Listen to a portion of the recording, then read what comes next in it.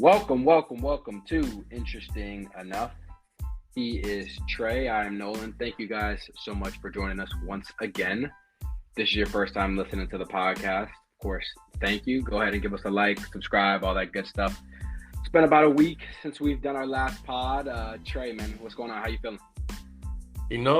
Nolan, it was a rough Saturday for me. I think that's true for both of us. But other than that, I'm feeling good, man. Yeah, it was tough. And obviously, for those listening to the podcast, know Trey and I are both Miami Hurricanes fans. Oh, God. Normally, we don't even talk about the Hurricanes too much on the pod, good or bad, because we just know most people that are listening to it are Hurricanes fans. It is what it is. But unfortunately, the Hurricanes made national news. So we might as well start there, because I feel like it'd be disingenuous for us not even to say anything about that. I mean, we were texted. So, you know how I feel. I know how you feel about the situation, but it's been a couple days. You got a chance to breathe on it.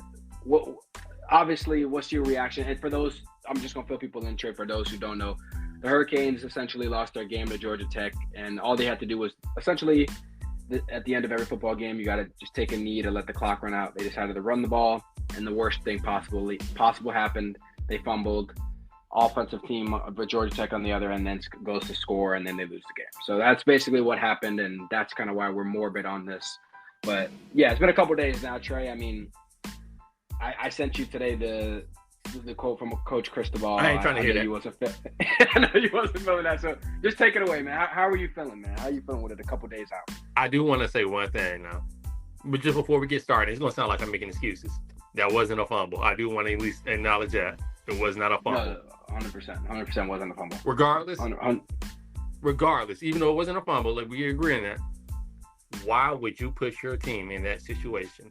And then the main thing I have too is not only you putting your team in a situation like that, but then when you come to the podium after the game is already over, then you're gonna tell, hey, we teach our guys to hold onto the ball with two hands, wrap it up, not to lose it. We teach our guys that. Are you serious, man? Like, that's the first thing that's going to come out your mouth. Are you serious? Mm-hmm. Man, take off. Obviously, there's so many layers to this. We both watched a million football games. Never seen a game end in that way. Never. So, that it's just unfortunate as it is to be the laughing stock of all the football. For 20 years. Honestly, this feels even worse than the Broncos being blown at. I'm not a Broncos fan, so I don't know how it feels to get 70 points scored on you.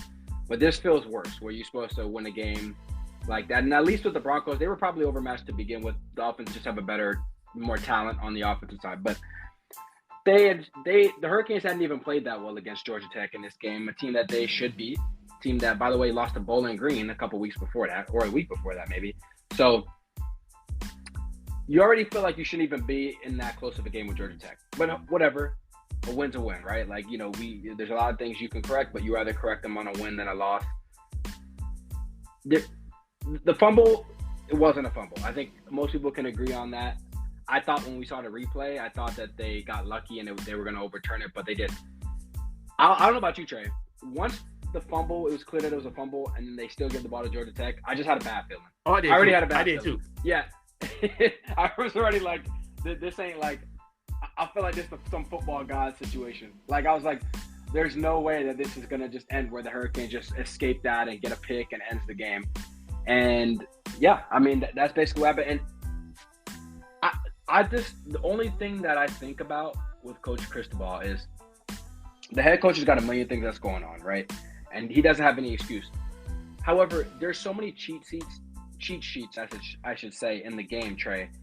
When you talk about the sheets so for people that are watching a football game, a lot of those laminated sheets that you see coaches holding, there's obviously plays and stuff like that, but there's also sheets, and there's also a guy that has a breakdown of every situation, what you should do. Like 2 timeouts, a minute 20 on the clock, it's third down, timeout. Like, it's like a cheat sheet, right, that you should do. So even if you didn't know, like, Coach Cristobal's got a million things to worry about, substitutions, whatever, there's going to be somebody with a sheet, even yourself with a sheet, that's like, hey, just kneel the ball. So that was the part that was most disturbing to me, is like, that should never happen. There's just no excuse. People in the stands knew it. We knew it watching on TV. The announcers obviously knew it. Bro, hold up. How can that happen? I was so confused when it was happening. And I was like, I must be missing something. Like, I started second guessing myself because I said, there's no way to run the ball. I started counting. I know you probably did the same thing. I started counting on the play clock and the regular clock and third down. I was like, oh, okay, maybe I'm tripping. That's why I started counting. I'm like, yeah. I'm looking for timeouts. I'm like, does Georgia Tech have more timeouts? Like, am I just kind of? I was like, I'm missing something. Yep, that's exactly what I thought too. I was like, well, yeah. It's probably on me. I'm not a college football head coach. I'm like, there's something I'm missing. They probably just got to run one more play and then they can kneel it. I'm tripping. It's on me. And then when you hear the announcers are so flabbergasted by this, it's like, oh, this is something wrong here. And then obviously the second part, I gotta mention. Look, I've been a big fan of Cameron Kitchens as safety. He's an All-American. There's no way in hell we should be going for an interception at that point in the game. Like, there's just no way we should be in that position, but I get you. Yeah, you shouldn't be in that position. I'm never going to walk away from that and be like, Cameron Kitchens, whatever. This is on Coach Cristobal. And I got to just take it one step further, and then we'll get off the Hurricanes. Trey, this is the kind of stuff that you can lose a locker room. This is the kind, and I'm not usually, I'm not usually the guy, like, after one game. I'm usually a wait-to-see-it guy. I'm not a one game, is really bad, it's all over. One game is great, you're Super Bowl champions or college football champions. Like, I kind of got to see. It's going to be interesting to see how they come out against a very good North Carolina team next week, Trey, on the road. If I'm remembering correctly, I'm pretty sure it's on the road. Listen, which by the way, you and I know we don't play North Carolina historically well anyway. And this is a good North Carolina team. And this is one of the good ones too, right? So it's going to be so interesting because I just want to add one thing before, like you said, we get off the Miami soapbox. We still had Clemson this year, who's on a downward spiral, but they still have a lot of good 4- and 5-star recruits. They still have good players on their team, and then we still have to play Florida State. Like, and then we have State. Then we have Louisville. So, like, this could go from bad to worse really, really quick. That's all I'm saying. This is by far the most important game of Mario Cristobal's tenure, his short tenure in Miami next week. Because if those guys come out flat, oh, it's over.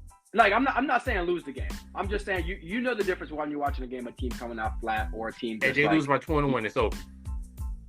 Right, like they just can't come out and get smacked, because then this is the type of stuff you can lose a locker room. Like, this is seriously the type of stuff. And I'm scared because I was a fan of Mario, and I'm not a fan anymore. I'm not gonna say that completely. But it's just inexcusable, and I can't let him off the hook because if it was any other coach, I would be doing the same thing, and I can't not do it just because he's the coach of my squad. And I was always 50-50 on Mario because I always used to tell you, I always heard he wasn't a good X's and O's coaches, and when the few times I did watch Oregon play, I'm like, hey, he's not the best. And he did this. He did the same thing in Oregon. He did the same Neal situation in Oregon too, by the way, which I didn't even know until that happened that they mentioned that. So I didn't even know that, and I know you mentioned the thing about him not being good at X's and O's. Trey, this is an understatement. You didn't know it's like this bad. It's like, okay, he just made a play call, it might be iffy, whatever, but like this is crazy. And he never kneels. Like I didn't even realize, but like, yeah, versus Texas A&M, they started going back into versus Miami, Ohio. Like, he's not kneeling. Like, I don't. Yeah. You start thinking like, you're like, wait, he actually has never kneeled. So maybe he's like just doing what he's normally doing, and it's on us. However, yeah, it's just disappointing. Let's get off the Miami thing because we're gonna ruin the whole pod talking about Miami. So we'll get that out the way. Real quick, we just got to give the Colorado update. Colorado did get their win against I think it was Arizona State. They did get their win. So how are we feeling about what's the temperature reading on Colorado? Man, I feel the same way I felt about them from the beginning. Like, they are exceeding expectations. Again, this is a team that was 1-11 last year. This is a team that in the last 15 years has only had one winning season. They are exceeding expectations. Even if they don't win another game this year, which I highly doubt. I mean, they have a tough schedule, don't get me wrong. But I highly doubt, like, they're going to win another game. This is a team that's exceeded expectations. Now, they still have holes on their team.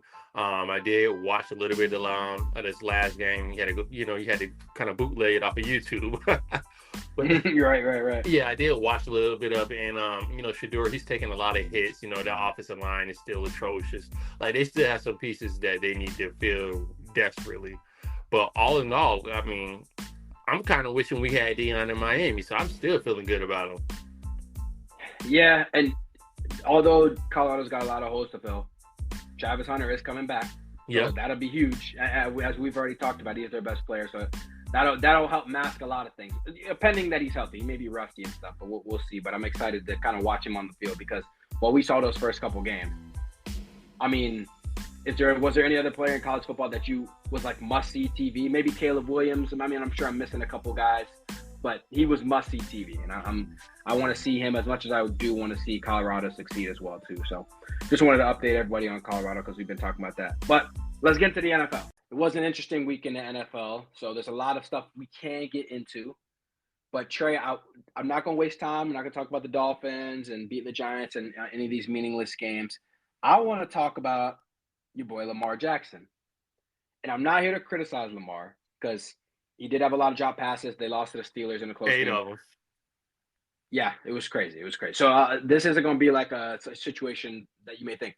I did want to pose something to you, though.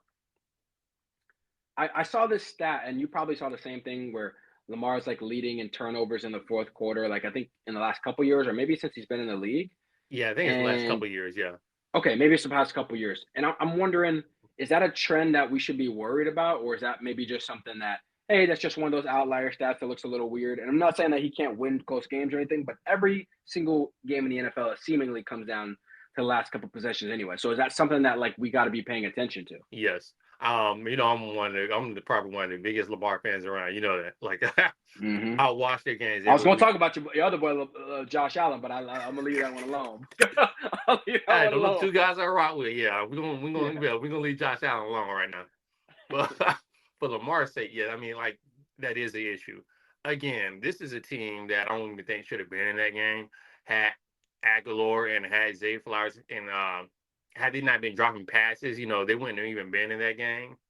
But here they were in that game with the Steelers. I don't know how Aguilar still keeps getting jobs with the drops. He's dropped passes in three separate teams. It's crazy. It's ridiculous. Yeah, but anyway. Yeah, but anyway, Lamar, he does have an issue with turnovers, specifically in the fourth quarter. And even though your team shouldn't have been in that position, that's the position you find yourself in. And you just you can't be so careless with the ball. Like, he has a lot of fumbles. And I don't really know what that's about, but he does. He just fumbles the ball a lot in general. And they tend to happen a lot in the fourth quarter.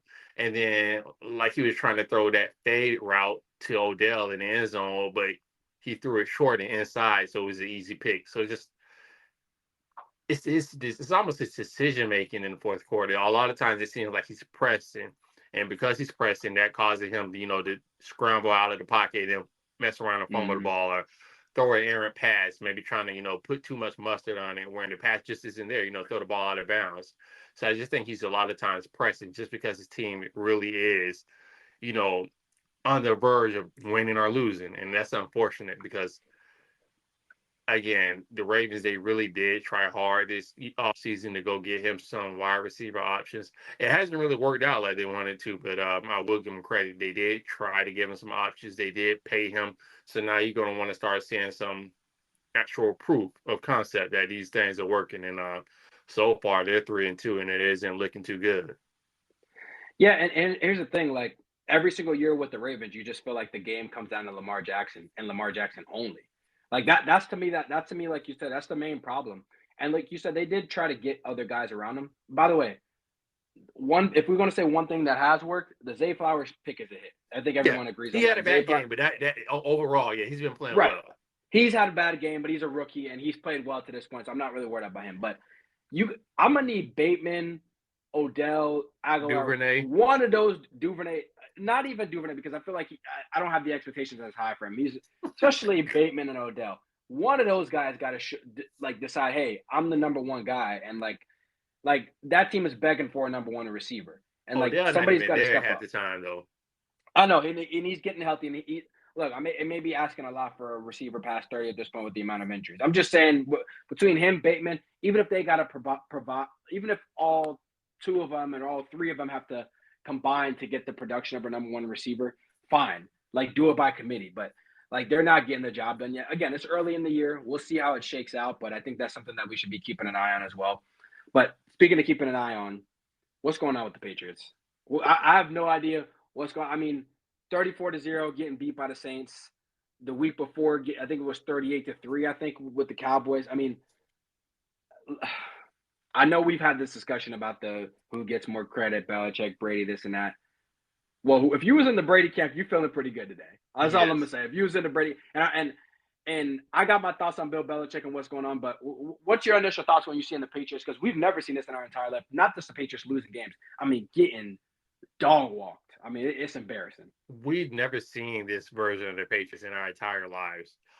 I think a lot of people are trying to write Bill Belichick's epithet, and I'm not going to necessarily do that. But what I am going to say that this is a depleted team. Like they don't have any wide receiver options. Like name one, name their star tight end, and then you're Right. asking an okay quarterback. I don't think Matt Jones is a bad quarterback, but he's an okay quarterback at best. Like average to okay. You're asking an average to okay quarterback to work with no wide receiver options, and it's not like he even has a Derrick Henry in the backfield. I just think that you're trying to play with scraps, and I think for a long time you got away with that because you had Tom Brady, who arguably is the greatest quarterback of all time.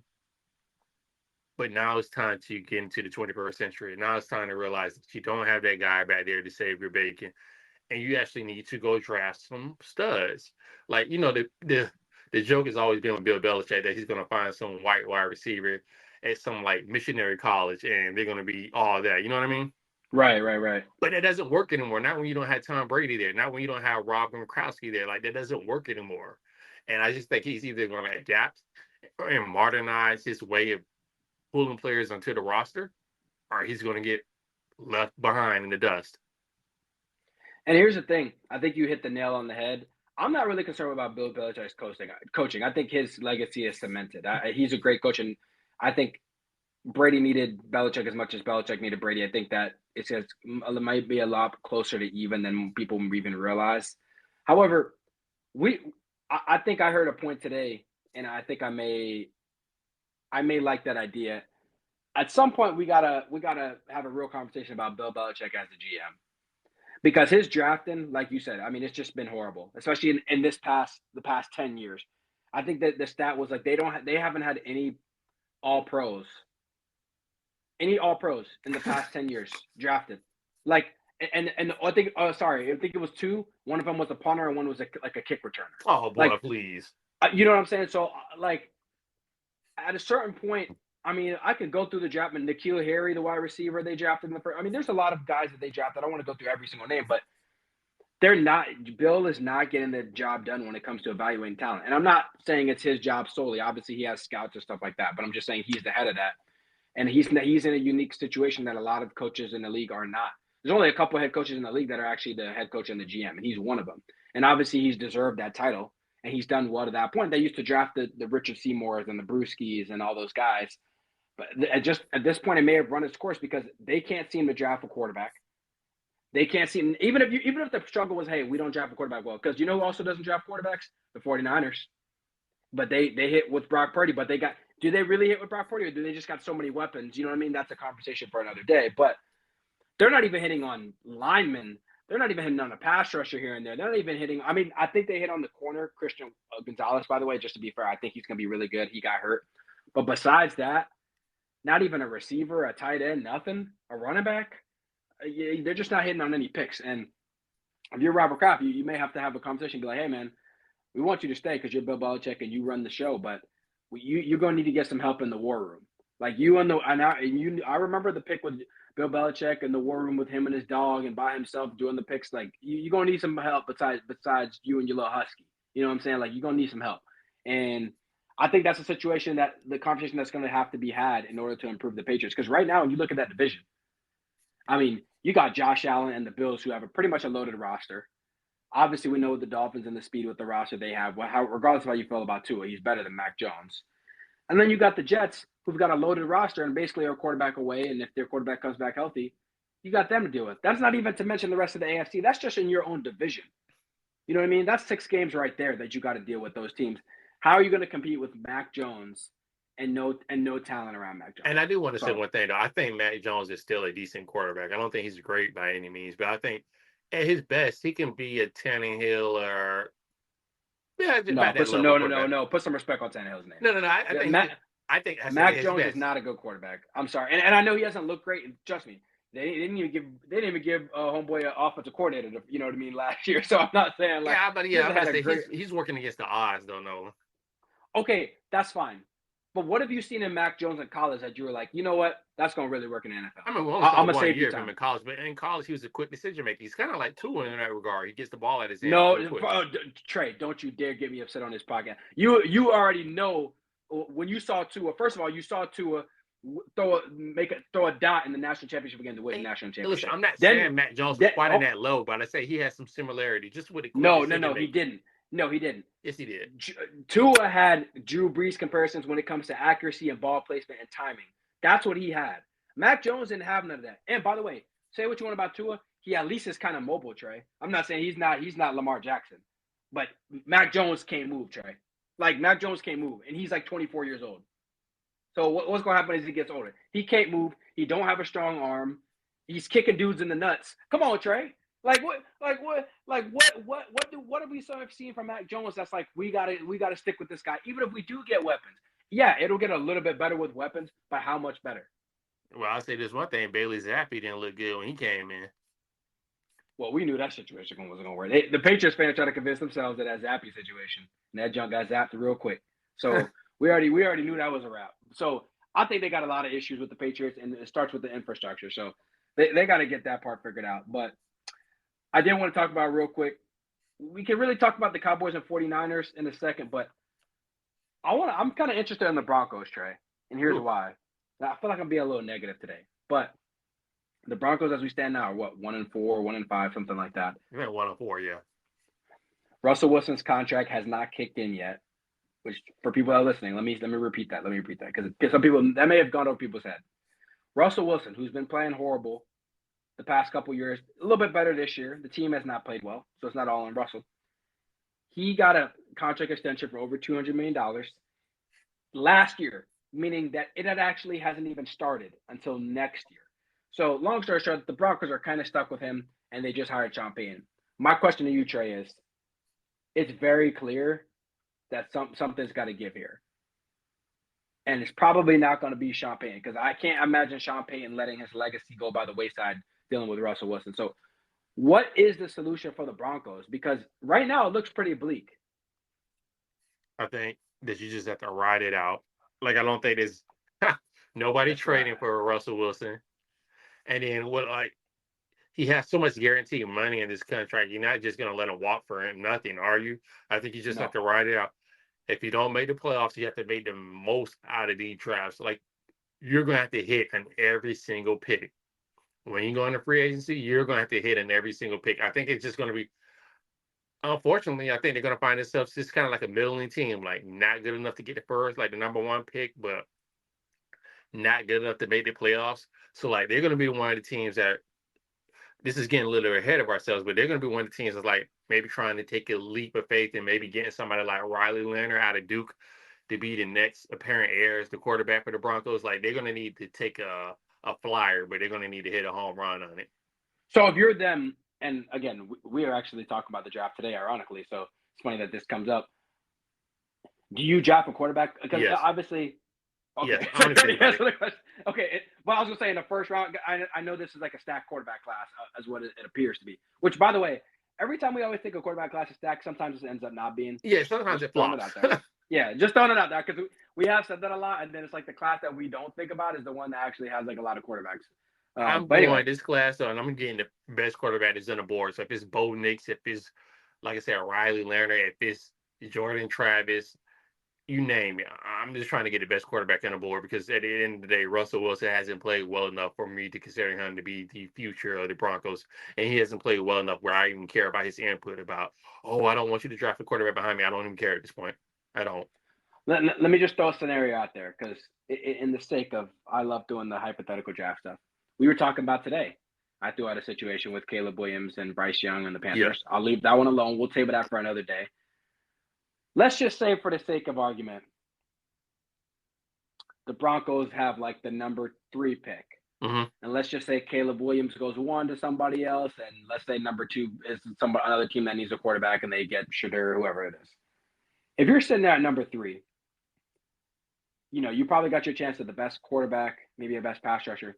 do you just say to heck with if you're the Broncos? You're like, should I just go get that quarterback that we really really like, or you know what? I'm just gonna go get Marvin Harrison Jr. and I'm gonna pair him with Russell Wilson, and he's got to make it Russell at least a little bit better because we saw Russell Wilson with the number one receiver lately with DK Metcalf, and it did look good, regardless of how No, everybody thought. It did I'm look just not good. buying it because Okay. unfortunately, I mean, Russell, like you say, he's playing better this year, but I mean, it's just such a far departure from what we're used to seeing him. And he's on the wrong side of 30. He's had an injury history. Like, he's not getting any better. He's getting worse every year. Like, I guess he had a little bit of better year so far this year, but, the year's still early on. And he was so terrible last year. It's not saying much that he was a little bit better this year. I think I'm just going all in on quarterback. If I feel like one of these quarterbacks at least has the potential to be a good starting quarterback in the league for the next 10 years. If I don't feel like, for whatever reason, let's just say we don't get a good enough draft pick where I don't feel like any of these quarterbacks that are left are good enough for that, then maybe I consider going to get me a star wideout. But no. But remember, to be fair, the reason I bring that scenario up, Marvin Harrison Jr. ain't just a regular star wideout that comes out every year. Like from all accounts, looks to be like we haven't seen a guy come out like that since probably like Calvin Johnson. He looks like that. Marvin Harrison. He looks better actually because he's bigger and everything too. So yeah. But you're right though. Like he looks. Him and Caleb Williams are two generational talents that we look. And I know that word is thrown around a lot, but like, yeah, they really are. They really are. Yeah. The only thing I would say to end that is, I mean, that makes sense. I understand where you're coming from, but at the end of the day, Russell Wilson playing so bad that next year around this time, I'm not even sure Russell Wilson would be throwing to Marvin Harrison Jr. If the Broncos were to draft him. I feel like it would be the backup quarterback throwing to Marvin Harrison Jr. So go get you a quarterback. Yeah, you could think that too. But again, it depends who they fall in love with too. Because like you said, if the quarterbacks that they wanted are already gone, then yeah, you don't want to reach for a quarterback too. You know what I mean? Yeah, no, at that point, then just go get a wide eye and you better pray with Russell. Well, it's not that, I mean, okay, it hasn't been great. I honestly can't even defend it. So yeah, I honestly can't even defend Russell, but it's been even more surprising than it was last year. But anyway, I want to thank everybody so much for joining us once again. We want to bring all the football content we can to you as possible. Of course, we got basketball coming up in a couple of weeks, so stay tuned. We got, I'll drop my player tiers for everyone. We got our previews, our finals predictions, all that good stuff. And obviously, Trey, we haven't even talked to you about the Dame stuff. You were off last pod, so we haven't talked to you about that, but I know how you feel about it. But we'll get into that, of course, as we get with the basketball stuff going. And, of course, stay tuned. We'll drop on the next pod. We're going to be talking about, of course, Drake and the album. But before we do that, I'm going to swing it to Trey. Again, like you said, thank you so much for joining us today. We really do appreciate it. Again, stay tuned for that music podcast that we're about to drop on Drake's album. I don't know how you feel about it, Nolan, but I'm a little disappointed. But like I said, stay tuned and listen to that. Peace. Peace.